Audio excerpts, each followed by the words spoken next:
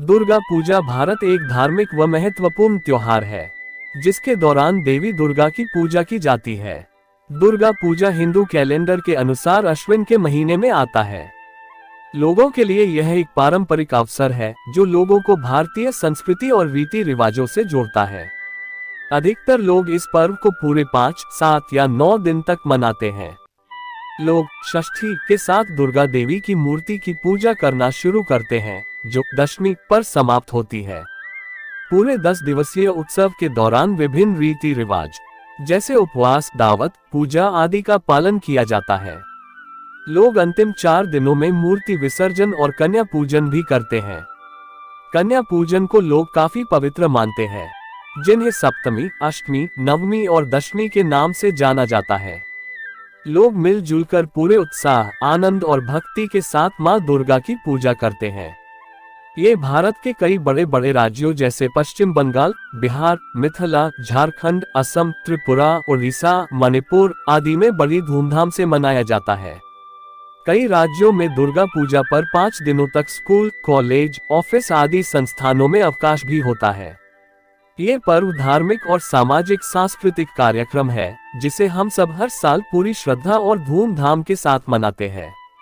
दुर्गा पूजा का इतिहास हजारों साल पुराना है और उतना ही प्रचलित है। भारत के सबसे महत्वपूर्ण त्योहारों में से एक दुर्गा पूजा यानी नवरात्रि का इतिहास कई कड़ियों में बंटा हुआ है। प्यारे दर्शकों, वीडियो में आगे बढ़े उसके पहले आप सभी से एक विशेष आग्रह करूंगा। यदि आप चैनल पर पहली बार विजिट कर रहे हैं तो चैनल को सब्सक्राइब करके घंटी के बटन को ऑल पर सेट कर लें, ताकि आगे आने वाली वीडियो का नोटिफिकेशन सबसे पहले आपको मिले। ऐसा माना जाता है कि महिषासुर नाम का एक असुर राजा था, जो बहुत शक्तिशाली था। इतना शक्तिशाली कि स्वर्ग के देवी देवता तक इस राक्षस को हराने में असमर्थ दिख रहे थे। देखते ही देखते असुर राजा बहुत आक्रामक हो गया था। तभी ब्रह्मा, विष्णु और शिव एक साथ महिषासुर के विनाश के लिए एक आंतरिक शक्ति का निर्माण किया, जो शक्ति का नाम देवी दुर्गा था। अपने 10 हाथों में विभिन्न शस्त्र धारण करके आंतरिक शक्ति दी गई।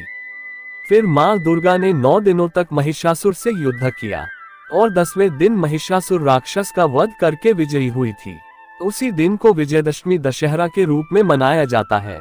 दूसरा मान्यता है, रामायण के अनुसार भगवान राम ने रावण को मारने से पहले मां दुर्गा से शक्ति प्रदान करने के लिए मां चंडी की पूजा की थी। भगवान राम ने दुर्गा पूजा के 10वें दिन रावण का वध किया था। उस दिन को हम सब विजयदशमी के रूप में मनाते हैं। हम इस दिन को बुराई पर अच्छाई की जीत के प्रतीक के रूप में भी मनाते हैं। दुर्गा पूजा की विधि। दुर्गा पूजा पर्व को लोग बहुत ही निष्ठा से मनाते हैं। 10 दिनों तक चलने वाले इस पर्व को हर दिन लोग मां दुर्गा की पूजा को खास नियम के साथ करते हैं। तो आइए जानते हैं पूजा की कुछ खास विधि के बारे में। दुर्गा पूजा का ये त्योहार आश्विन शुक्ल पक्ष से लेकर दशमी तिथि तक मनाते हैं। इस दौरान मां दुर्गा की 9 दिनों तक उपवास रखकर पूजा करते हैं। हालांकि लोग अपने अनुसार दिनों तक भी उपवास रखकर पूजा करते हैं। श्रद्धालु दशमी के दिन देवी दुर्गा की मूर्ति को सुहागन की तरह सजाते हैं। नवरात्रि के दौरान देवी दुर्गा के सामने कुमारी कन्याओं की भी पूजा की जाती है। लोग कन्या पूजन को काफी पवित्र मानते हैं। हालांकि बंगाल में मां दुर्गा की पूजा को विभिन्न रूपों में भी की जाती है।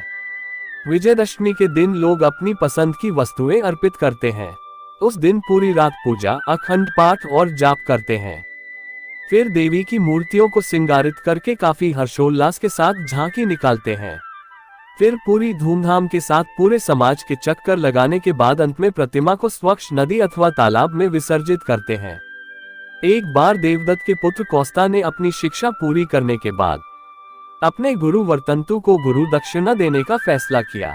हालांकि उन्हें 14 करोड़ सोने के सिक्के का भुगतान करने के लिए कहा गया था। वह इन्हें प्राप्त करने के लिए भगवान राम के पूर्वज राजा रघुराज के पास गया। हालांकि विश्वजीत के त्याग के कारण वह इसे देने में असमर्थ था। इसलिए कौस्ता भगवान इंद्र के पास गए और उसके बाद वो फिर से धन के देवता कुबेर के पास, ताकि अयोध्या में शनु और अपती पेड़ों पर आवश्यक सोने के सिक्कों की बारिश हो सके। इस प्रकार कौस्ता को अपने गुरु को अर्पित करने के लिए मुद्राएं प्राप्त हुई। उस घटना को आज भी अपाती वृक्ष की पत्तियों को लूटने की परंपरा के माध्यम से याद किया जाता है। इस दिन लोग इन पत्तों को सोने के सिक्के के रूप में एक दूसरे को देते हैं। दोस्तों, वीडियो पसंद आया हो तो कमेंट बॉक्स में जय माता दी अवश्य लिखें। जय मां अम्बे। धन्यवाद।